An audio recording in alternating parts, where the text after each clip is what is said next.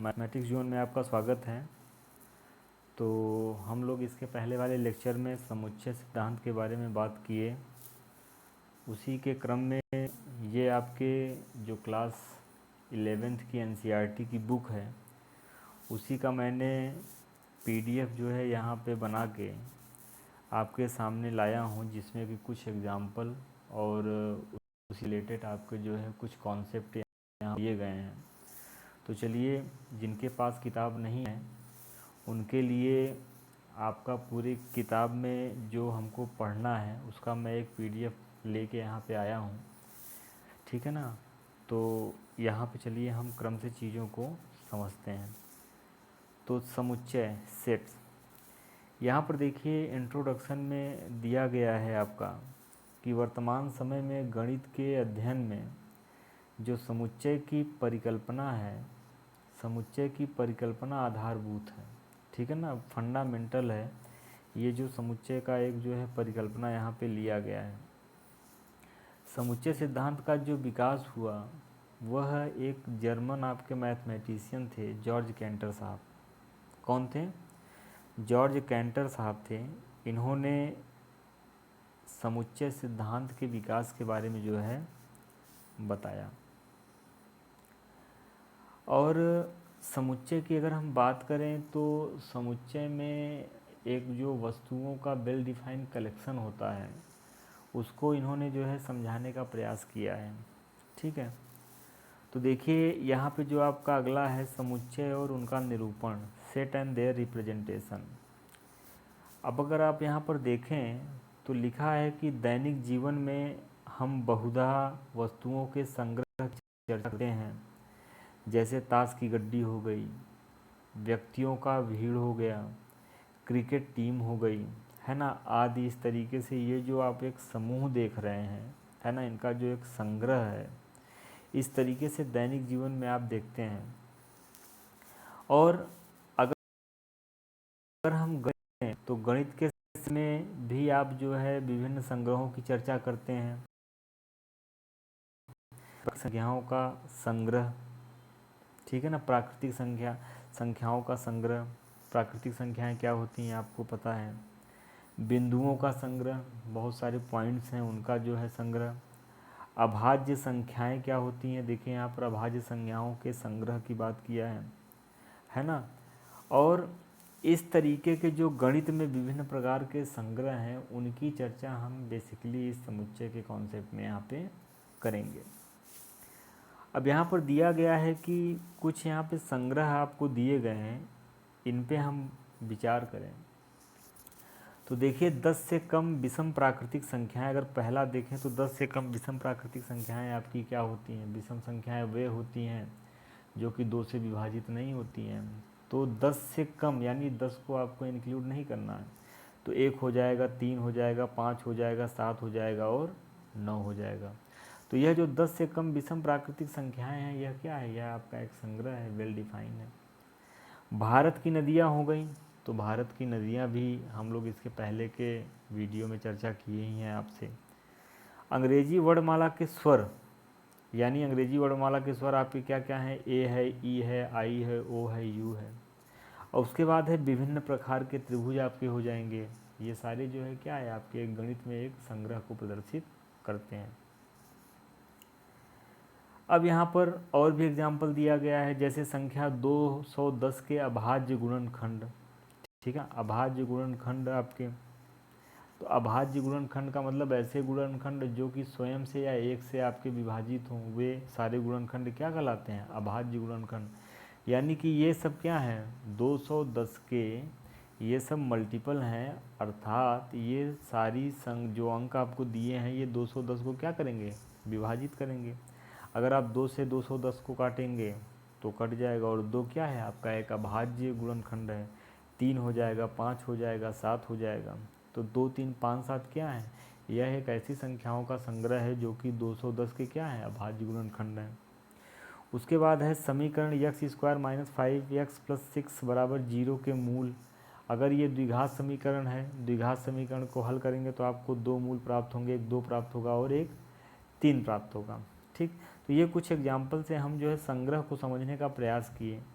यहाँ पर देखिए लिखा गया है कि यहाँ हम देखते हैं कि उपर्युक्त प्रत्येक उदाहरण में वस्तुओं का एक सुपरिभाषित संग्रह है। ये देखिए क्या लिखा है, वस्तुओं का एक क्या है, सुपरिभाषित संग्रह है। यानी हम यह निर्णय निश्चित रूप से ले सकते हैं कि वह वस्तु एक प्रदत्त संग्रह में है अथवा नहीं। मतलब उसका जो एक संग्रह है, जो कलेक्शन है, वह डिफाइन है कि नहीं, हम यहाँ पर देख सकते हैं।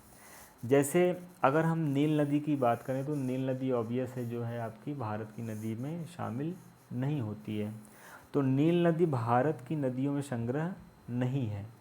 इसके विपरीत गंगा नदी इस संग्रह में निश्चित रूप से, भाई भारत की नदी की बात करेंगे तो गंगा जो है भारत की नदी है, तो यह इस संग्रह में आएगी।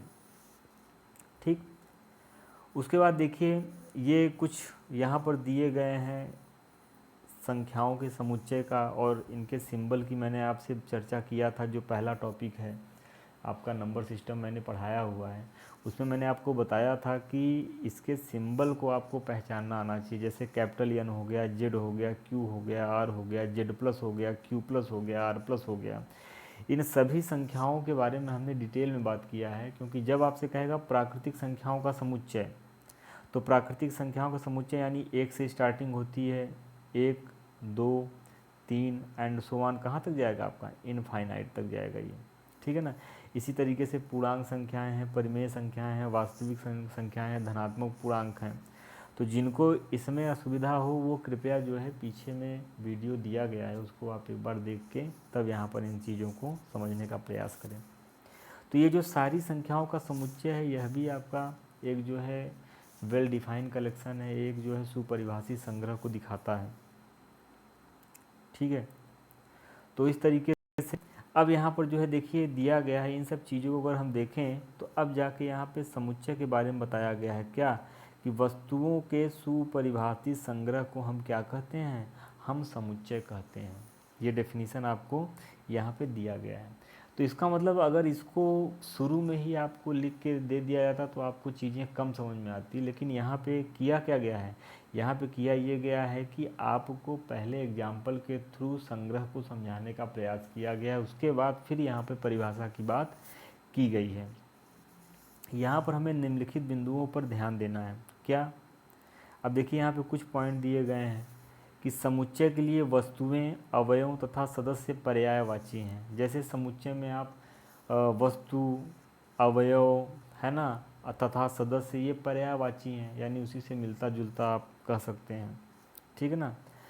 उसके बाद दूसरा यहाँ पर पॉइंट है कि समुच्चय को प्रायः अंग्रेजी वर्णमाला के बड़े अक्षरों से निरूपित करते हैं।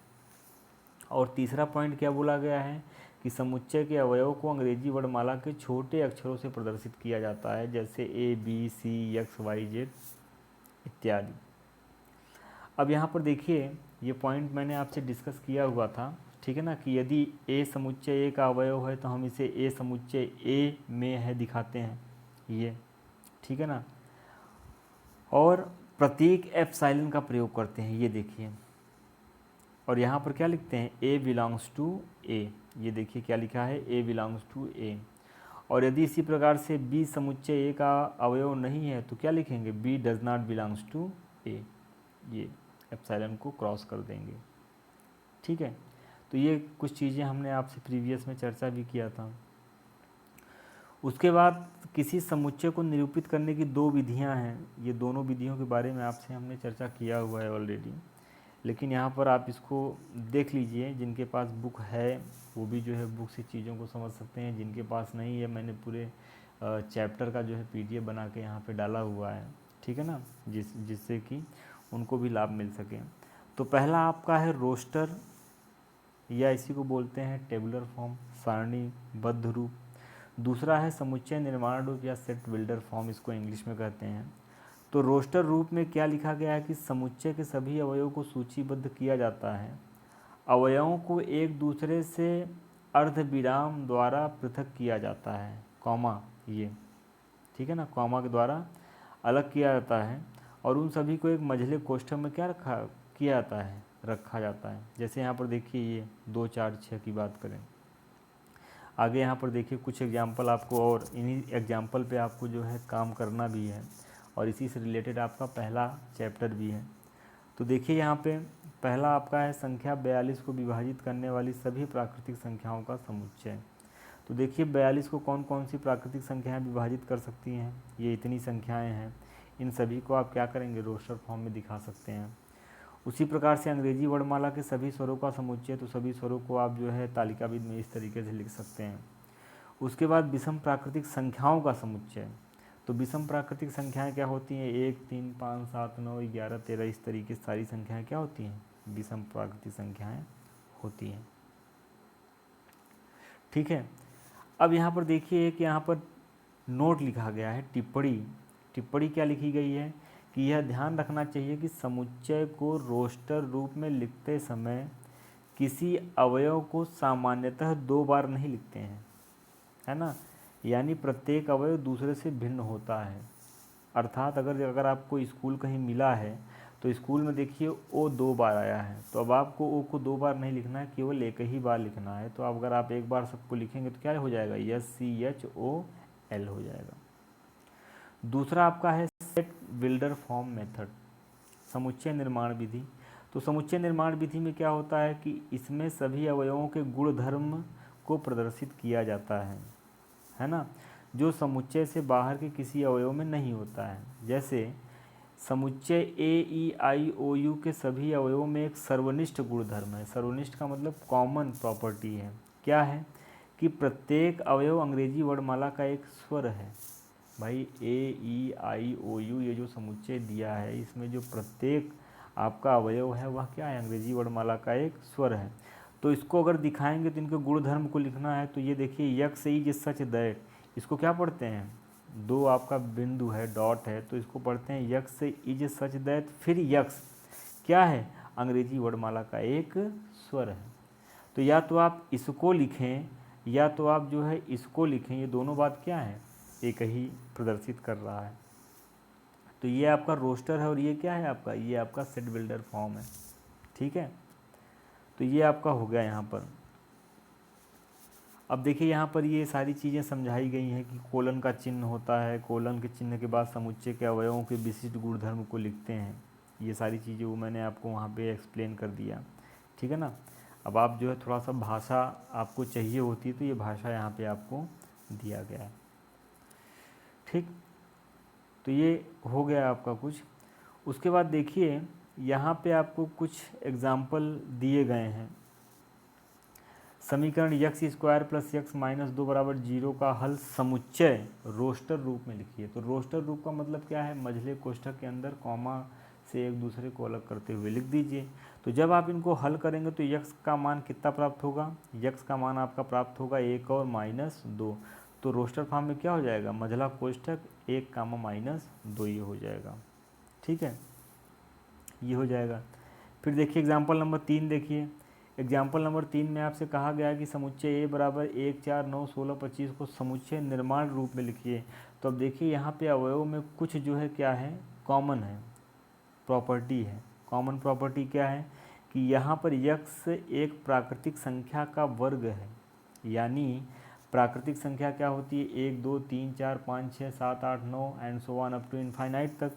1 का वर्ग करेंगे तो 1 आएगा, 2 का वर्ग करेंगे तो 4 आएगा, 3 का करेंगे तो 9 आएगा, 4 का करेंगे 16 आएगा, 5 का करेंगे तो 25 आएगा। तो अब आपको ये समझना होगा कि जो आपको टेबुलर फॉर्म में दिया गया है या कोई समुच्चय दिया गया है उसको आपसे कहा जाए कि सेट बिल्डर में कन्वर्ट कीजिए, चेंज कीजिए। तो उसके लिए आपको क्या करना है, आपको देखना है कि यह कौन सी सीरीज हमको प्राप्त हो रही है। तो यहाँ पर अगर आप इसको समुच्चय निर्माण विधि में लिखेंगे तो क्या लिखेंगे, x is such that x एक प्राकृतिक संख्या का वर्ग है, ठीक है। तो यहाँ पर देखिए नीचे भी इसने इसी तरीके से इसको दर्शा दिया है, x is such that x बराबर n स्क्वायर, और जहाँ n क्या है, n belongs to natural number. इसी सिंबल की मैं बात कर रहा था कि अगर कैपिटल N कहीं मिल जाएगा तो क्या होगा, तो इसीलिए मैं आपको ये नंबर सिस्टम में इनके बारे में बताया था, ठीक है। तो ये एग्जाम्पल नंबर 4 इसी तरीके से आपको दिया गया है। तो अब देखिए जो हर वाला है वो अंश से 1 ज़्यादा है, तो क्या लिखेंगे, यहाँ पे हो जाएगा x is such that x बराबर n/n+1, जहाँ n क्या है, एक प्राकृतिक संख्या है, और यहाँ पे आपको ये भी समझना है कि ये क्या मतलब हुआ कि n का मान 1 से बड़ा या बराबर है और 6 से छोटा या 6 के बराबर है। इन्हीं के बीच में आपको n का मान लेना है। तो n का मान क्या हो जाएगा, 1 हो जाएगा, 2 हो जाएगा, 3 हो जाएगा, 4 हो जाएगा, 5 हो जाएगा और 6, क्योंकि बड़ा या बराबर का चिन्ह है इसलिए 1 को भी शामिल करेंगे और 6 को भी शामिल करना है यहाँ पे। और फिर इसके बाद यहाँ पर वैल्यू रख देंगे तो आपको ये सीरीज प्राप्त हो जाएगी। ठीक है, ये यहाँ तक हो गया। अब देखिए यहाँ पर आपको एक जो है दिया गया है, क्या उदाहरण है, बाईं ओर रोस्टर रूप है। ठीक है ना, बाईं ओर क्या है आपका, बाईं ओर आपका जो है रोस्टर रूप में वर्णित प्रत्येक समुच्चय का दाईं ओर समुच्चय निर्माण रूप में वर्णित समुच्चय से सही मिलान कीजिए।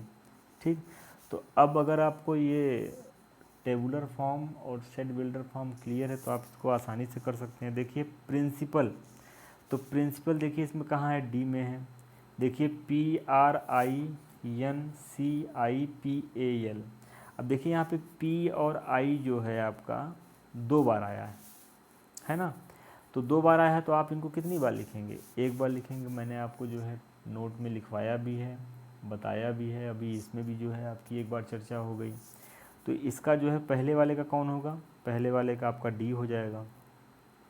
ठीक है, 0 आपका है।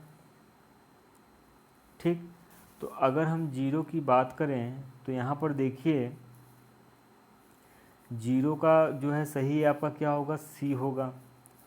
ठीक, 0 एक क्या है, पूर्णांक है। यहाँ पर देखिए x is such that x एक पूर्णांक है और यक्स प्लस 1 बराबर 1। तो अगर एक आपका इधर जाएगा, ये एक इधर आएगा तो -1 हो जाएगा। ठीक, और -1 और +1 क्या हो जाएगा, 0, और 0 क्या है आपका, एक पूर्णांक है। तो दूसरे का आपका हो जाएगा C। ठीक है, उसके बाद जब आप इसको देखेंगे तो यक्स स्क्वायर -9 बराबर 0, तो यक्स स्क्वायर बराबर आपका हो जाएगा कितना, 9। पक्षांतर करेंगे तो यक्स का मान आपको +-3 मिलेगा। तो आपका चौथा का B हो जाएगा और अंतिम बचा वाला यानी तीसरा का आपका क्या हो जाएगा, A हो जाएगा। 1 2 3 6 9 18, x is such that x एक धन पूर्णांक है तथा 18 का क्या है, भाजक है। तो इस तरीके से ये आपका जो है क्या है, पहला जो इसमें समुच्चय के बारे में था वो मैंने आपको यहाँ पे डिस्कस किया।